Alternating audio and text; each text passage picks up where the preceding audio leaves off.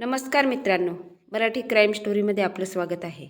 आजची सत्य घटना आहे हरियाणा राज्यातील दुर्गमपूर जिल्ह्यातील खेडा गावातील आहे. याच गावात राहणारा दिलबाग हलवाई हा संध्याकाळच्या वेळी आपल्या छोट्याशा दुकानामध्ये जिलेबी विकण्याचं काम करत होता. जिलेबी विकून चांगल्या प्रकारे पैसे देखील कमावत होता. दिलबागकडे 2 एकर जमीन देखील होती. ही जमीन अगदी हायवेच्या लगत होती आणि दिलबागची जमीन ही त्या गावातील सरपंच उदयसिंग यांच्या जमिनीच्या शेजारीच होती. रस्त्यालगतच असल्याकारणाने या जमिनीचे भाव खूप जास्त होते. जर त्याने ती जमीन विकायची ठरवली तर त्याला खूप जास्त पैसा मिळणार होता. आणि दिलबाग सिंह हा आपल्या छोट्याशा दुकानामधून जिलेबी विकून देखील खूप चांगल्या प्रकारे पैसा कमवत होता. दिलबाग सिंह याची पत्नी अंजली आणि मुलगा अरविंद हा 16 वर्षाचा मुलगा होता. दिलबाग सिंह आणि त्याचं कुटुंब अगदी खुश होतं, अगदी आनंदाने राहत होते. दिलबाग सिंह आपली पत्नी अंजलीला कसलीही काही कमी पडू देत नव्हता. मात्र भविष्यात या कुटुंबासोबत काय होणार आहे हे यांना देखील माहीत नव्हतं. एक संध्याकाळ अशी येते, हा दिलबाग आपल्या दुकानावरती जिलेबी बनवत असतो आणि त्याच दरम्यान गावातील सरपंच उदयसिंग हा दारूच्या नशेमध्ये त्यांच्याकडे येतो. उदयसिंग दिलबागला सांगतो की मला 6 किलो जिलेबी पाहिजे आहे. आता दिलबाग सिंह त्यांच्यासाठी 6 किलो जिलेबी पॅक करून देतो. तर उदयसिंग हा नशेमध्ये असतो आणि त्या दिलबागला बोलतो की तुझी जी जमीन आहे ती जमीन तू मला विकून टाक, कारण तुझी जमीन ही माझ्या जमिनीच्या शेजारीच आहे. तुला जेवढे पैसे पाहिजे तेवढे मी पैसे तुला देऊन टाकतो. मात्र हा दिलबाग सरपंचांना म्हणतो की मी माझी जमीन विकू शकणार नाही, कारण ती माझी जमीन वडिलोपार्जित जमीन आहे. आता मी गेल्यानंतर त्या जमिनीवरती अधिकार हा माझ्या मुलाचा अरविंदचा असेल, त्यामुळे तुम्ही मला माफ करा. मात्र नशेमध्ये असलेला उदयसिंग सरपंच नाराज होतो. त्याला दिलबागचा खूप राग येऊ लागतो. उदयसिंगला वाटत असते की हा छोटासा एक मामुलीसा हलवाई, जिलेबी विकणारा आणि मला स्पष्टपणे नकार देत आहे. त्यामुळे उदयसिंग त्याच्याकडून ती जिलेबी घेतो, त्याला पैसे देतो आणि त्याला म्हणतो की तू मला नकार देऊन खूप मोठी चूक केलेली आहे आणि या नकाराचे परिणाम तुला भोगावे लागणार आहे. आता सरपंच असं बोलत आहे म्हणून त्या ठिकाणी दिलबाग सिंग हलवाई काही बोलू शकत नाही. मात्र सरपंचाला राग आलेला असतो आणि पुढे चालून हा सरपंच त्याचा खूप मोठा मोबदला घेणार असतो. असेच दिवस जात असतात. ही घटना होऊन 2 महिने होऊन जातात. 2 महिन्यानंतर 25 जुलै 2025 रोजी हा दिलबाग सिंग आपल्या घरात बसलेला असतो. त्याच दरम्यान त्याला गावातील सरपंच उदयसिंग याचा कॉल येतो आणि उदयसिंग बोलतो की मी 2 महिन्यापूर्वी तुझ्या दुकानावरती येऊन तुला धमकी दिली होती. ही माझी खूप मोठी चूक झाली. मी नशेमध्ये होतो आणि तू मला माफ करून दे. तर हा दिलबाग हलवाई सरपंच यांना म्हणतो की काही नाही, हे सुरूच असतं. याचं मला काही वाईट वाटलं नाही. तसंही तुम्ही मोठे व्यक्ती आहात आणि गावातील सरपंच देखील आहात. मी त्या दिवशी ऐकलं आणि कानामागे टाकून दिलं. मी तुमच्यावरती नाराज नाही. मात्र हे उदयसिंग सरपंच म्हणतात, मात्र मला खूप फेल वाटत आहे. त्यामुळे माझी अशी इच्छा आहे की आज माझ्या मुलाचा बर्थडे आहे आणि मुलाच्या बर्थडे निमित्त मी माझ्या मित्रांना पार्टी देणार आहे आणि माझी पार्टी आपल्या शेतावरती असणार आहे. माझ्यासोबत माझे 2 मित्र देखील असणार आहे आणि तू देखील आमच्यासोबत ये आणि आमच्यासोबत पार्टी जॉईन कर. आपण त्या ठिकाणी पार्टी करूयात. दिलबाग सिंह हलवाई अगोदर तर सरपंच उदयसिंग यांना नकार देतो. मात्र उदयसिंग त्याला खूप रिक्वेस्ट करतो की याचा अर्थ की तुला माझा राग आलेला आहे, तू मला माफ केलेलं नाही. तर दिलबाग हलवाई देखील सरपंचाचा ऐकतो आणि त्यांना सांगतो की ठीक आहे, मी संध्याकाळी तुमच्या शेतावरती येईल. आणि अशा पद्धतीने हा दिलबाग हलवाई आपल्या घरी जातो आणि आपल्या पत्नी मुलाला सांगतो की मी शेतावरती चाललेला आहे. सरपंच उदयसिंग यांनी बोलावलेलं आहे, ते मला पार्टी देणार आहेत. दिलबाग सिंग यांची पत्नी अंजली त्याला म्हणते की ठीक आहे, काही हरकत नाही, मात्र लवकर घरी या, आम्ही दोघे एकटेच आहोत. दिलबाग म्हणाला की मी लगेच जातो आणि लगेच येतो. आता दिलबाग हलवाई शेताकडे जाऊ लागतो. खरं तर त्या शेताजवळच सरपंच उदयसिंग यांचं शेत असतं. सरपंच उदयसिंग आणि त्याचे ते 2 मित्र त्या ठिकाणी बसलेले असतात.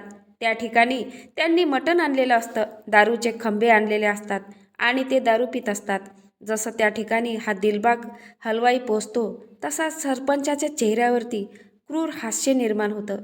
सरपंच म्हणतो की बस आणि आमच्यासोबत दारू पी. आता दिलबाग हलवाई त्याला पहिल्यांदा नकार देतो, मात्र सरपंच त्याला म्हणतो की तू आमच्यासोबत दारू पिला नाही तर मी समजेल की तू आमच्यावरती नाराज आहे आणि तू आम्हाला माफ केलेलं नाही. दिलबाग हलवाई यांचं तो ऐकतो आणि त्या ठिकाणी बसून त्यांच्यासोबत दारू पिऊ लागतो. उदयसिंग सरपंच आणि त्याचे ते दोन मित्र मिळून या दिलबागला एवढीच जास्त दारू पाजतात की दिलबागला तेथून हलता देखील येत नाही आणि बोलता देखील येत नाही. तो त्या ठिकाणी स्तब्ध पडतो, त्याला काही समजत नाही. आणि त्यानंतर हा क्रूर उदयसिंग सरपंच आपल्या मित्रासोबत मिळून दिलबाग हलवायाचा गळा ओढून त्याची हत्या करून टाकतो आणि त्यानंतर त्या ठिकाणावरून ते फरार होतात. इकडे दिलबाग हलवाईची पत्नी अंजली रात्रीचे 10 वाजले तरी देखील आपला पती का आला नाही म्हणून चिंतित असते आणि तिचा मोठा मुलगा अरविंद देखील खूप चिंतित असतो की वडील का आले नाही. आता 11 वाजतात, 12 वाजतात तरी देखील हलवाई घरी आला नाही. म्हणून हा मुलगा अरविंद आपल्या आईला धीर देतो आणि म्हणतो की काही काम निघालं असेल, आता ते येतीलच, आपण सकाळी बघूयात, आता झोपून जाऊयात. आणि अशा प्रकारे अंजली आणि अरविंद त्या ठिकाणी झोपून जातात. सकाळ होते आणि सकाळी ही अंजली लवकरच उठते तरी देखील तिचा पती कुठेही दिसत नाही. तिला काहीही माहीत नव्हतं. आता अरविंद आणि अंजली दिलबाग हलवायला इकडे तिकडे शोधू लागतात.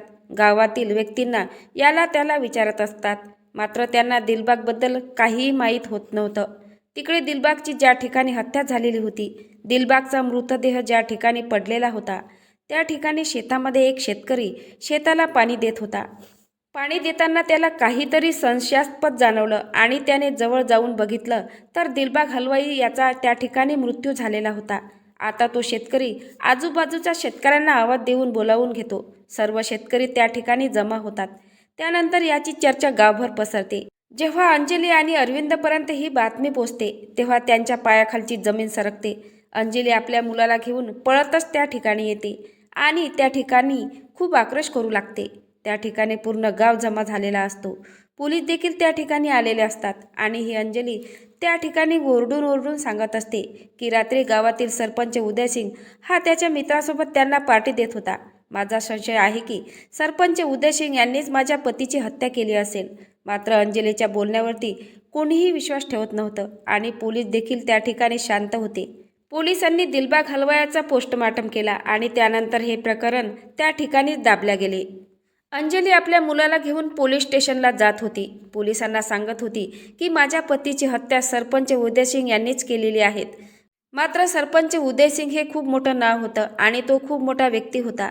त्यामुळे पोलिसांनी अंजलीला हिला सांगितलं की तुझ्या पतीने खूप जास्त ड्रिंक केलेली होती आणि त्या ड्रिंकच्या अवस्थेतच त्यांचा मृत्यू झालेला आहे. त्यामुळे तू या गोष्टीला विसरून जा. आता अंजली आणि अरविंदला दुसरा कसलाही पर्याय नव्हता. त्यांनी दिलबाग हलवाईच्या अशा पद्धतीने अंतिम संस्कार केला. त्यांचा 10 संस्कार करण्यात आला आणि दिलबाग हलवाईच्या मृत्यूला आता लगभग 2 महिने झाले होते. 23 जानेवारी 2026चा तो दिवस होता.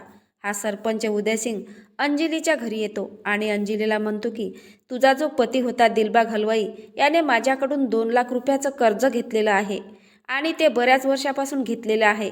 त्या कर्जाचं व्याज वाढून आता 3 लाख रुपये झालेले आहेत. तुला मला उद्यापर्यंत 3 लाख रुपये द्यावे लागतील. जर तू 3 लाख रुपये दिले नाही तर तुझ्या जमिनीवरती मी कब्जा करेल. आता ही अंजली अगोदरच त्या सरपंचावर चिडलेली असते. तर ही अंजली म्हणते की माझ्या पतीने तुझ्याकडून कसलंही कर्ज घेतलेलं नाही. माझ्या पतीला कर्ज घेण्याची गरज नव्हती. तू माझ्या शेताकडे वाकडी नजर देखील करून बघू नको.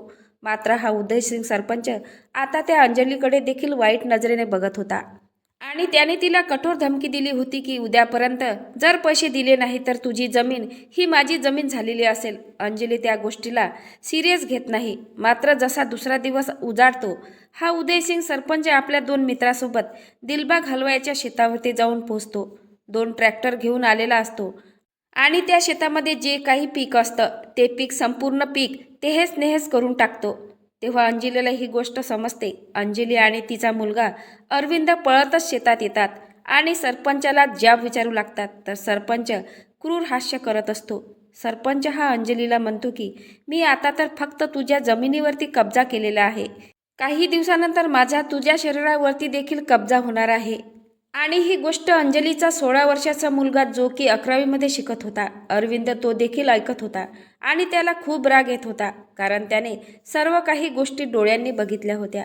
त्याला खात्री होती की वडिलांचा दिलबाग हलवाई यांचा मृत्यू झालेला नाही, तर या सरपंचानेच त्याची हत्या केलेली आहे.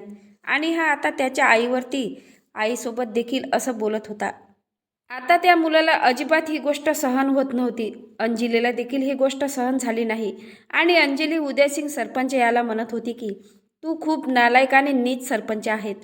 तूच माझ्या पतीची हत्या केली आहे आणि आता तू त्यांनी कर्ज घेतल्याचा एक खोटा बनाव करत आहे. तुझ्यासारखा नीच आणि नालायक माणूस मी जगात बघितला नाही. तर या उदयसिंग सरपंचाला त्या ठिकाणी अंजलीचा खूप राग येतो, कारण त्याला आतापर्यंत त्या गावात अशी एकही व्यक्ती अशा पद्धतीने बोललेली नव्हती.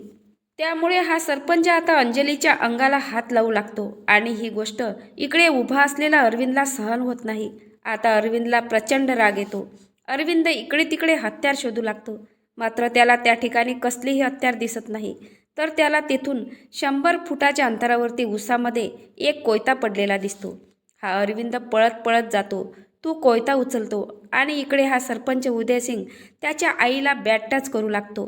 तर तो मुलगा अरविंद कसलाही विचार न करता त्या सरपंच उदयसिंगच्या गळ्यावरती त्या कोयत्याने वार करतो. सरपंच तडपडत खाली पडतो, मात्र घाव इतका वर्मी लागलेला होता की सरपंचाचा त्या ठिकाणी तडफडून मृत्यू होतो. त्या सरपंचाचे जे मित्र होते ते ट्रॅक्टर चालवत होते, ते मित्र देखील त्या ठिकाणी स्तब्ध होतात आणि ते ट्रॅक्टरच्या खाली उतरून त्या मुलाकडे येतात. तर हा मुलगा अगोदरच रागात असलेला असतो. त्यांच्यावरती देखील तो धावून जातो आणि त्यांच्यावरती देखील वार करतो. त्या मुलाचा असा अवतार बघून ते दोघेजण त्या ठिकाणावरून पळून जातात आणि त्यानंतर ही जी अंजली असते त्या मुलाला शांत करते आणि अंजली सरळ अरविंदला घेऊन पोलीस स्टेशनला जाते. पोलीस स्टेशनमध्ये गेल्यानंतर ही अंजली पोलिसांना सांगते की मी आमच्या शेतात सरपंच उदयसिंग याची हत्या केलेली आहे. तुम्ही जी शिक्षा काही मला द्याल ती मला मान्य असेल.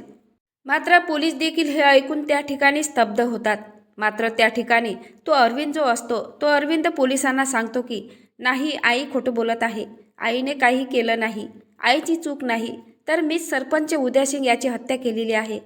आता अरविंद आणि अंजली हे असं सांगत होते म्हणून पोलीस या गोष्टीला सिरियस घेतात आणि पोलीस टीम जेव्हा शेतावरती पोचते तर त्यांना सरपंच उदयसिंग यांचा मृतदेह पडलेला दिसतो. पोलीस सरपंचाचा पोस्टमार्टम करतात आणि या मुलाला त्या ठिकाणी ताब्यात घेतात. या विरुद्ध चार्जशीट तयार करण्यात येते. आता येणारं भविष्य ठरवेल की कोर्ट अरविंदला कोणती शिक्षा सुनावते. मित्रांनो, या सरपंचाला त्या हलवाईची शेती हवी होती. शेती मिळवण्यासाठी त्याने त्या हलवायाची हत्या केली आणि त्याला देखील आपला जीव गमवावा लागला. अशा या सरपंचाबद्दल तुम्हाला काय वाटते नक्की कमेंट बॉक्समध्ये सांगा. नवीन असाल तर चॅनलला सबस्क्राईब करा, लाईक करा. भेटूया पुढल्या व्हिडिओत. जय महाराष्ट्र.